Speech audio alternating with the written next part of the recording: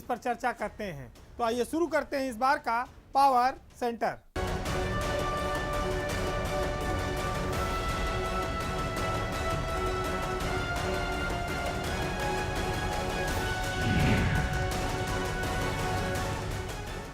हमारे यहाँ एक कहावत है कि घूरे के दिन भी बहुरते हैं। घूरा मतलब जो गाय का गोबर होता है, जो एक जगह पर रखा जाता है, उसको गांव में घूरा बोलते हैं। जब से ये पराली की राष्ट्रीय समस्या आई है, पूरे देश में इसको लेकर चर्चा हुई, किसानों को इसमें जेल में डाला गया, तो यूपी ने एक नायाब तरीका खोजा।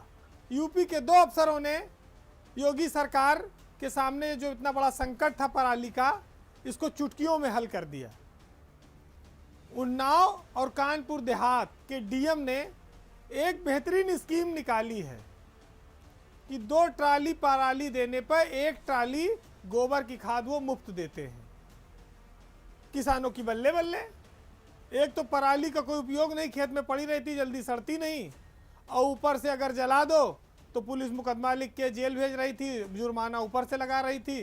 प्रदूषण को लेकर पूरे देश में हाहाकार मचा हुआ था। एनजीटी के आदेश का सरकार हवाला देती थी, उसकी मजबूरी थी। लेकिन उन्नाव के डीएम रविंद्र कुमार और कानपुर देहात के डीएम दिनेश चंद्र ने ये अचूक फार्मूला निकाला है, क्योंकि अकेले उन्नाव में 125 गौशालाएं हैं, उनसे बहुत बड़ी मात्रा में गोबर निकलता है जो इकट्ठा होता है, खाद बनती है। तो इस खाद का इस्तेमाल ठीक ढंग से नहीं हो पा रहा था। तो ये शानदार जो सोच है, निर्णय है, क्योंकि भारत एक कृषि प्रधान देश है, हम किसानों की दुर्दशा नहीं देख सकते, किसानों को जेल नहीं डाल सकते, और पराली का धुआं पूरे देश को परेशान कर रहा था। तो इन दोनों अफसरों ने एक नजीर कायम की योगी सरकार में। ये दोनों अफसर स्टेट कैडर के हैं। यूपी में 75 जिले हैं, अधिकतर में डायरेक्ट आईएएस अफसर हैं, लेकिन किसी के दिमाग में ये बात घुसी नहीं। यही कहते हैं अनुभव, और यही कहते हैं जमीन से जुड़े हुए अफसर। तो रविंद्र कुमार और दिनेश चंद की जितनी तारीफ की जाए कम है, क्योंकि ये दोनों किसान पुत्र हैं, किसान के घर में पैदा हुए, किसानों का दर्द देख रहे थे। जब वो किसान जेल जाते थे तो इनको शायद दर्द हुआ होगा और इन्होंने सोच विचार किया होगा, और गजब का फार्मूला और गजब का कहा जाए सलूशन ढूंढ निकाला। यूपी के स्टेट सेवा से अखिल भारतीय सेवा में आए दोनों अफसर अगर किसान को राहत पहुंचा रहे हैं, तो इससे बड़ी सेवा और कोई हो नहीं सकती इस देश में और प्रदेश में। योगी सरकार को इन दोनों अफसरों का सम्मान करना चाहिए, क्योंकि वो गाय की भी रक्षक है और किसान की भी। तो गाय का जो गोबर है उसको हम अगर किसान के खेत में मुफ्त मिलेगा तो उसकी उपज बढ़ेगी। किसान कभी डाई, कभी जो है नाइट्रोजन, कभी फास्फोरस, कभी यूरिया, इस पर लाठी खाता घूमता रहता है, खेत को भी नुकसान होता है। और गोबर की खाद मिले, इससे अच्छा क्या है। तो जिस प्रदेश में ऐसे अफसर हैं वहाँ किसान स्वस्थ होंगे, किसानों की आय बढ़ेगी, उनके परिवार में खुशहाली आएगी। तो उन्नाव के डीएम रविंद्र कुमार और कानपुर देहात के डीएम दिनेश चंद्र, इन दोनों की जितनी तारीफ की जाए कम है। उत्तर प्रदेश में कई सारे अफसर ऐसे हैं जिनकी किस्मत पर बहुत ब्यूरोक्रेसी के अफसरों को रंज हो सकता है। ब्रिजलाल एक ऐसे ही आईपीएस अफसर हैं जिनको देखने के बाद ये लगता है कि इनका राजयोग क्या कभी ख़त्म ही नहीं होगा। वो आईपीएस रहे, एडीजी-एलओ रहे, फिर मायावती सरकार में डीजीपी रहे। जब तक सेवा में रहे, बड़े बड़े पदों पर रहे, खूब चमकते रहे, खूब चलती रही और बड़ा सम्मान हासिल किया। जब रिटायर हुए तो राजनीति में आ गए। सेवा में उनकी वर्दी पर बड़े बड़े सितारे टंगे, प्रदेश के सबसे सर्वश्रेष्ठ पद पर बैठने का, सबसे बड़े मुखिया होने का, यूपी पुलिस का मुखिया होने का उनको गौरव मिला, और उनके कंधों पर डीजीपी का जो सितारा था वो जगमगाता रहा। सेवानिवृत्त होने के बाद बीजेपी की सेवा में आ गए। संयोग देखिए, सरकार बन गई बीजेपी की, उनको SC/ST आयोग का चेयरमैन बना दिया गया। वर्दी के सितारे खत्म हुए तो लाल बत्ती में आ गए, आयोग पहुंच गए संवैधानिक पद पर। और जब 65 साल की उम्र पूरी हो गई वहाँ भी, तो वो पद उन्होंने छोड़ा। लेकिन वर्दी के सितारे भले खत्म हो गए, उनकी कुंडली के सितारे खत्म नहीं होते। अब उनकी कुंडली में नए सितारे आए और उनको राज्यसभा का मेंबर बन गए। वो देश के सर्वोच्च सदन से वो बीजेपी के सांसद हैं राज्यसभा के। तो भाई किस्मत हो तो बृजलाल जी जैसी हो। पुलिस में वो 100 में चेहरा हैं और बीजेपी की सरकार उनका काफ़ी सम्मान भी करती है। और बीजेपी पार्टी ने उनको जिस तरह से लगातार महत्व दिया है, ये दर्शाता है कि बीजेपी दलित वर्ग को, कमज़ोर वर्ग के उत्थान के लिए, उनके समाज से आए हुए जो बड़े चेहरे हैं, जिनकी छवि बेदाग है, उनको वो सम्मान देकर मैसेज देना चाहती है। उनके साथ में तमाम सारे लोग उनके बाद डीजीपी बने और राजनीति में भी सक्रिय हैं, लेकिन शायद उनके पास सितारे सिर्फ वर्दी तक ही थे, उनकी कुंडली में अभी तक दिखाई नहीं पड़े।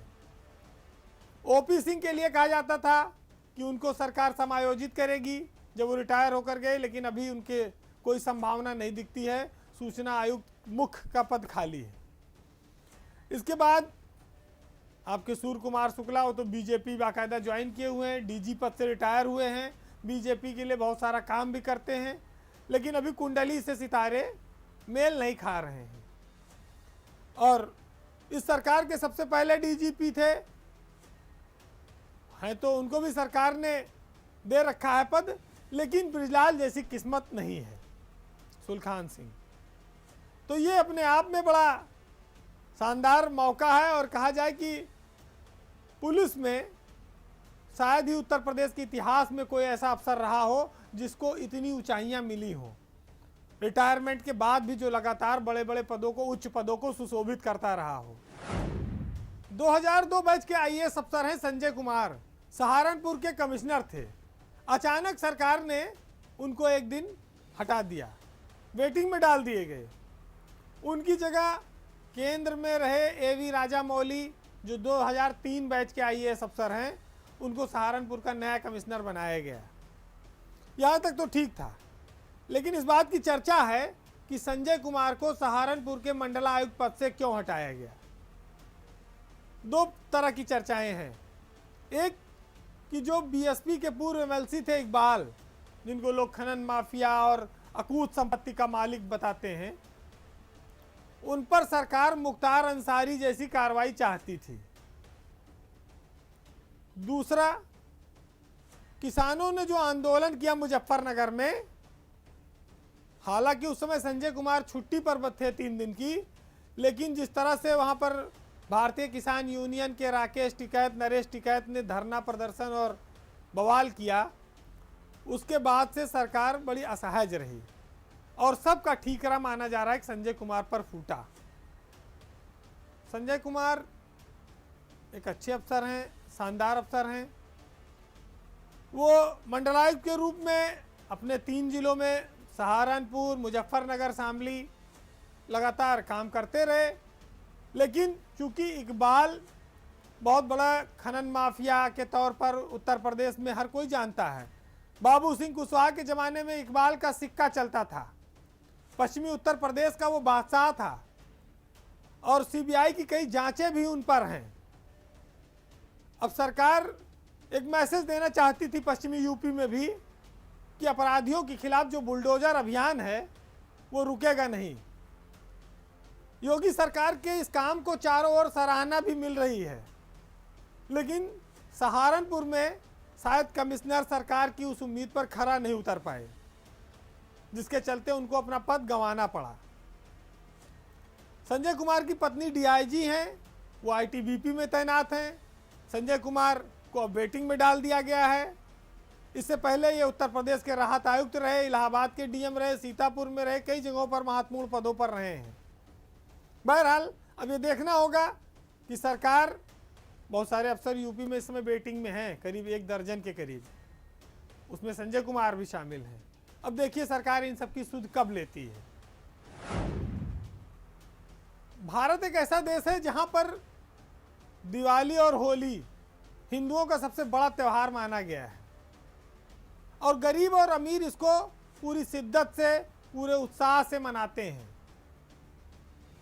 लखनऊ पुलिस ने एक ऐसा कारनामा किया है जो पूरे उत्तर प्रदेश के लिए एक नजीर है। गरीबों की दिवाली कैसे मने, इसके लिए पुलिस चिंतित है। थोड़ा आश्चर्यजनक है, क्योंकि पुलिस तो वसूली में, पिटाई में और लोगों को मारने पीटने में, जेल भेजने में इसमें बदनाम है। लेकिन उत्तर प्रदेश पुलिस के जांबाज और शानदार अफसर नवीन अरोड़ा ने ये पहल की है।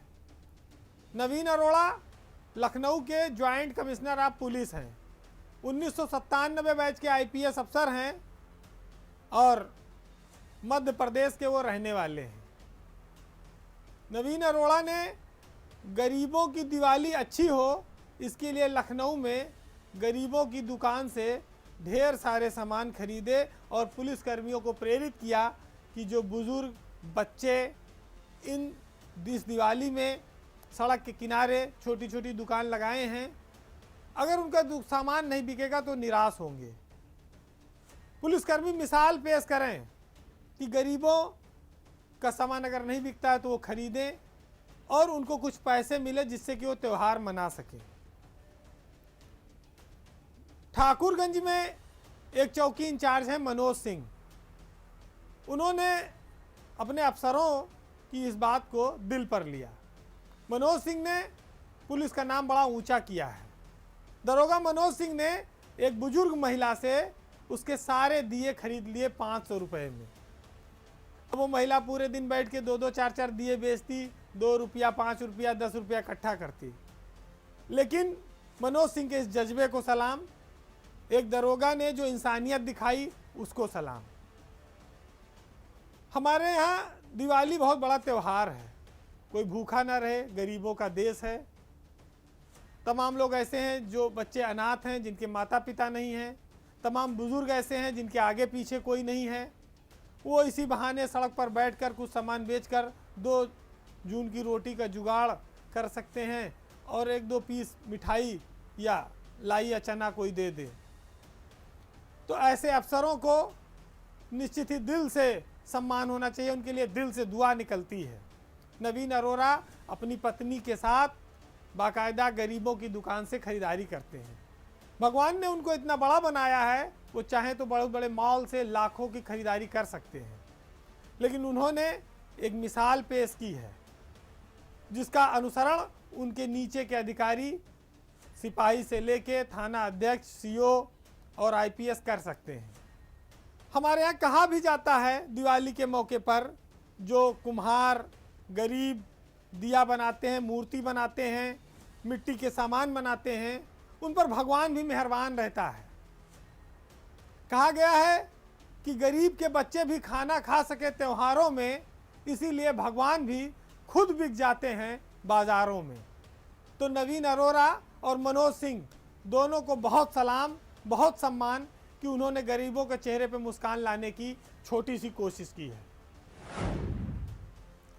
हमारी पुलिस के सामने भी रोज एक नई चुनौती आती है। कभी उसको भैंस ढूंढनी होती है, कभी उसको कुत्ता पकड़ना होता है और अब पुलिस बिल्ली ढूंढ रही है, उसको बिल्ली पकड़ना है। अच्छा, मामला बड़ा हाई प्रोफाइल होता है तो पुलिस करे भी क्या। चोर उचक्के बदमाशों से जब मुक्ति मिलती है तो ये एक नई समस्या आ जाती है। खैर, भारत के पूर्व चुनाव आयुक्त हैं SY कुरैशी। उनकी पत्नी इला शर्मा नेपाल में चुनाव आयुक्त रह चुकी हैं, वो भी चुनाव आयुक्त रहीं। इला शर्मा पिछले दिनों नेपाल से गोरखपुर आई थी। गोरखपुर रेलवे स्टेशन से उनको ट्रेन पकड़कर जाना था। उनके साथ एक बिल्ली, उनकी उसका नाम हीवर है, वो उन्होंने पाल रखी, उनके साथ थी। वो गोरखपुर रेलवे स्टेशन पर वो बिल्ली कहीं गुम हो गई। अब आफत आ गई भाई, बड़े अफसर का मामला।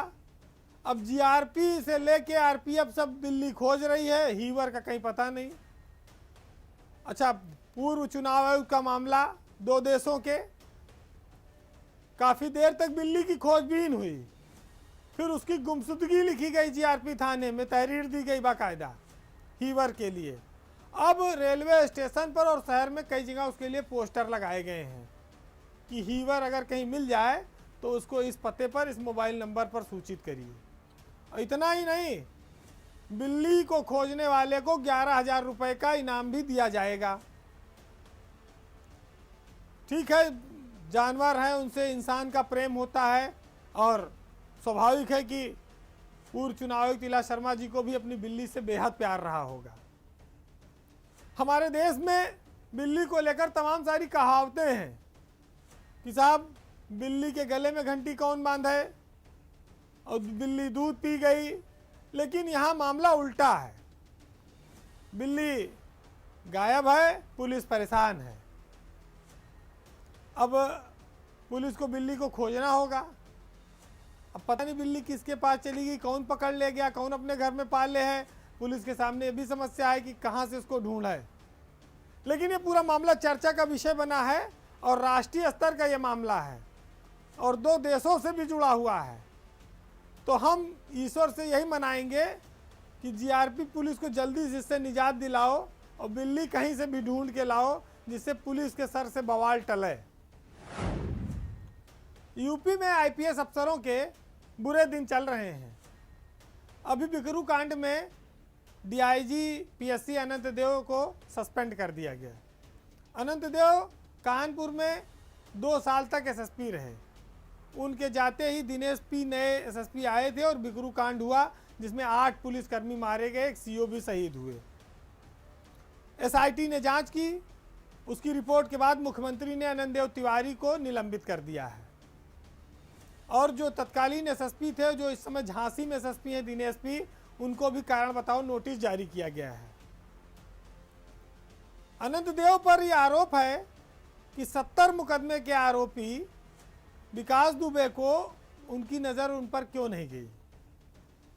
अनंत देव ने विकास दुबे पर कार्रवाई क्यों नहीं की।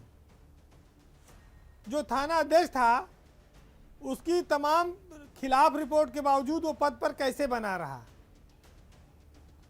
और जो सीओ ने पत्र लिखे थे एसएसपी को, उस पर कार्रवाई ना होना, ये सब उनके निलंबन का कारण बताया जा रहा है। लेकिन मामला इतने नहीं है। यूपी में कई और सारे अफसर हैं जो या तो निलंबित हैं या संट हैं या जो वेटिंग में हैं। अब चर्चा करते हैं, पशुपालन घोटाले में 2 आईपीएस अफसरों के नाम आए, डीसी दुबे और अरविंद सेन, दोनों सस्पेंड हैं। उसके बाद हाथरस में घटना हो गई, वहाँ विक्रांत वीर वो निपट गए।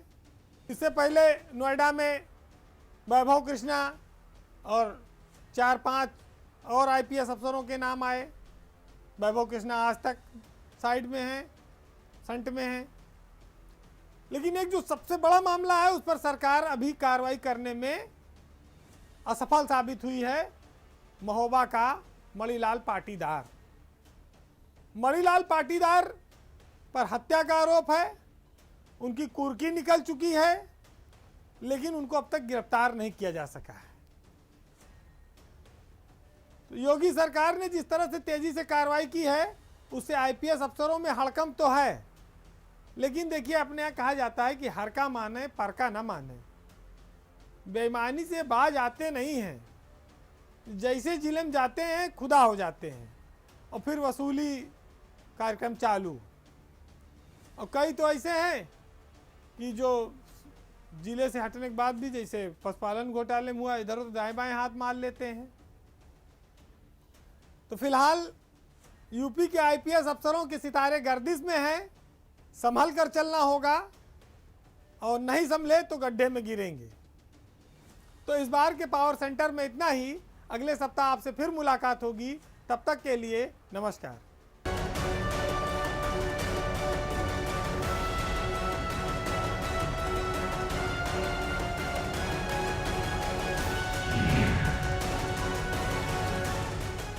पेश